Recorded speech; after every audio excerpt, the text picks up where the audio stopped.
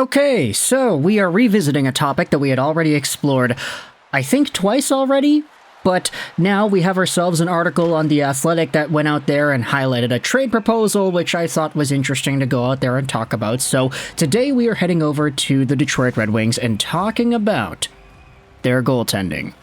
Oh yes, it's going to be a very goaltending-focused show today. I do want to make a video talking about the Canucks and the Predators series, which will revolve around goaltending later today as well, but last time we had talked about goaltending for the Red Wings, it was in a pretty, do I want to say bad way? Nah, it wasn't really bad. It was just kind of disappointing at times. Because when you think about the Detroit Red Wings and their goaltending trio, and I was about to say tandem, but no, it was a trio for 2023-2024.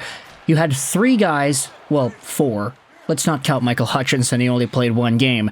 You had three guys who shared the net with fairly similar save percentages and numbers. Both James Reimer and Alex Lyon had a .904 this season. Reimer had a .311 goals against, and Lyon had a .305. Ville Husso had an .892 save percentage and a .355 goals against, which was the worst by far. Now, while a .904 save percentage really isn't the worst thing in the world, I think it's around league average, if not slightly above, at this point in the season. It still is not as good as goaltending could get. Michael Hutchinson literally had a .917 in the one game that he played.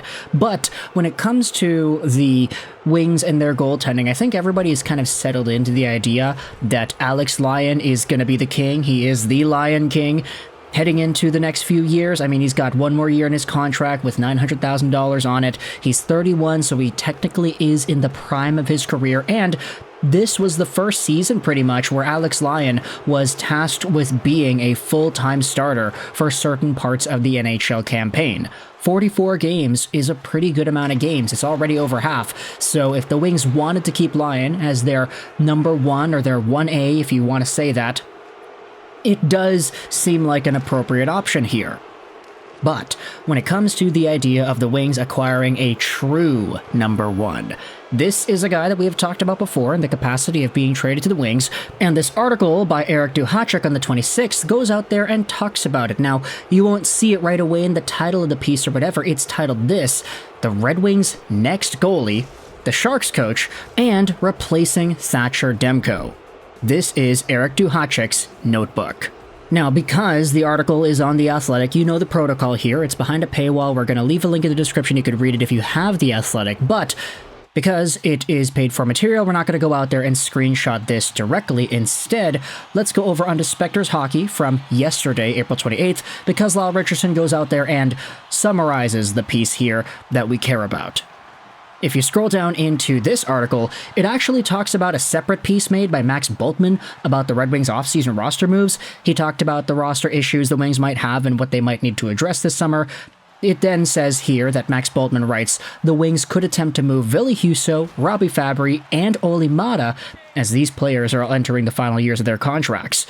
Bultman believes the Red Wings need to bring in more help among their forwards, boost the right side of their blue line, and bring in an upgrade in goal.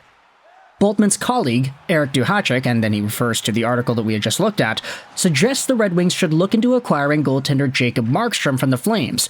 He proposed offering up Ville Husso packaged with a first-round lottery pick. Now, Spectre's note goes out there and says, hey, this actually might work if Markstrom is willing to waive his no-move clause to join the Wings. And what I wanted to do in this video was talk about that idea just a little bit. Could we see some sort of a trade involving Jacob Markstrom of the Calgary Flames and Ville Husso of the Detroit Red Wings? Now, immediate instinct, if you want to go from the Detroit perspective, okay, yeah, you're getting better. Like, say what you want about Jacob Markstrom being old, say what you want about his contract expiring in 2 years and whether or not he actually would be worth it to keep around after. This is a very good goaltender, plain and simple. Jacob Markstrom, should he be a part of Detroit, would automatically be the best goalie this team has had in years. Like, I'm sorry, James Reimer, I'm sorry, Alex Nedeljkovic, I'm sorry, all the other guys who have come around the carousel the past little while here, but Marky would be the best one. This previous season, 23-24, he posted up a .905 save percentage, which you could say, hey, that's very close to what Alex Lyon and James Reimer did. Yes, it is, but the goals against average is much better. And of course, we had talked about this over the years as well, but Markstrom has had this weird pattern of being really good one year and then kind of sucking the next year and then being a Vezina candidate the next year and then coming back down to earth the year after. So he's been in this up and down pattern for a while. Who really knows if he's going to break that? Because last year in 2022, 2023, he did have an .892 save percentage, so maybe he's bound for another bad year. But all superstition aside, Markstrom is one of the most agile, most coked out goalies that exist in the NHL nowadays. Like, that's just a play style. You could say, oh, you're demeaning the guy by saying that. No, that's just how he plays. Like, he plays like he's cracked out of his mind. Just quick, antsy pivot motions and a lot of quick movements. He's so in it every time he plays the net. But Jacob Markstrom, of course, is a part of a Calgary Flames team that is trying to get significantly younger. And Markstrom, at 34 years old, you could debate, is not in that time frame. So if the Wings wanted to remain competitive, they wanted to get those extra few wins in the regular season that would have helped them make the playoffs, then maybe thinking about a guy like Markstrom is appropriate here. But if you wanted to talk about trade returns, okay, Ville Husso. What exactly is he up to? Well, he had himself the poor season. He actually has had 2 poor seasons with Detroit. Last year, he played the majority of the games, but had an .896 save percentage in 56 and a .311 goals against average. He was, of course, pretty good with the Blues in 2021-2022, posting up a .919 over there. Honestly, that seems to have been the anomaly season for Ville Husso, because he was always a pretty okay AHL guy, but then sort of faltered a little bit in that environment as well, before becoming the St. Louis Blues .919 guy that he was in 2022. So Husso's had a really strange development path and strange career, but at the end of the day, if you do believe in a guy who is 29 years old, he is 5 years younger than Jacob Markstrom, there could be an opportunity for Husso to give some sort of a leadership, mentor type of role to the rest of the Calgary Flames goaltending core, because you do have some other guys that are there, like Dan Bedard, you've got Dustin Wolf, you've got a few guys that should be up-and-comers for the Flames into the future, and a veteran presence like Husso could help grow his own game whilst giving some tips to the younger guys. Now, I know what you could say, wait a minute, why not just keep Markstrom around if you wanted to explore some sort of a leadership mentor role with your goaltenders? Well, okay, but that kind of defeats the entire point, right, of talking about this, because Markstrom already expressed how he wants to play on a team that's a little bit more competitive, and how the Flames kept Markstrom because they were winning at the trade deadline, but then they stopped winning, and it was really bad and unfortunate for Marky Mark because all his buddies got traded.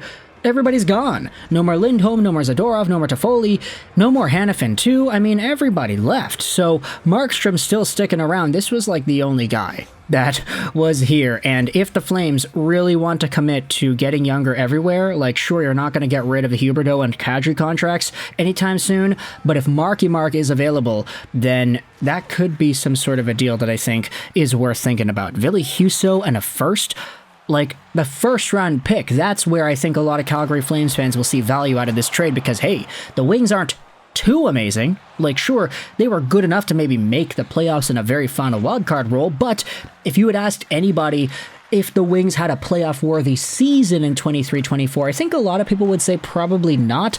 Like, there's a difference between almost making the playoffs and having a playoff-worthy season, right? It's just semantics, but at the end of the day, the Wings could very well falter next year if everything goes awry, and that is totally a possibility here. So if the Calgary Flames get a Detroit first-round pick for 2025, for example, or 2024, if you wanted to really stretch it out and say, okay, yeah, the 15th overall pick, if you wanted to say next year, there could be an opportunity for Markstrom to go over to a team and the team doesn't really play all too well, and then the Wings have a high pick and then that pick goes over to Calgary. Like, maybe that's a possibility, who really knows?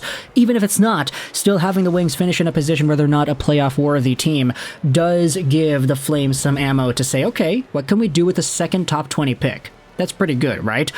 So, at the end of the day, let me know your thoughts in the comment section below about this Eric Duhatschek trade proposal.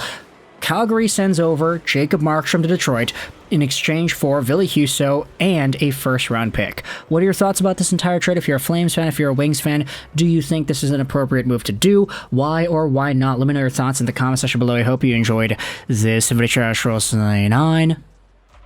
And bye.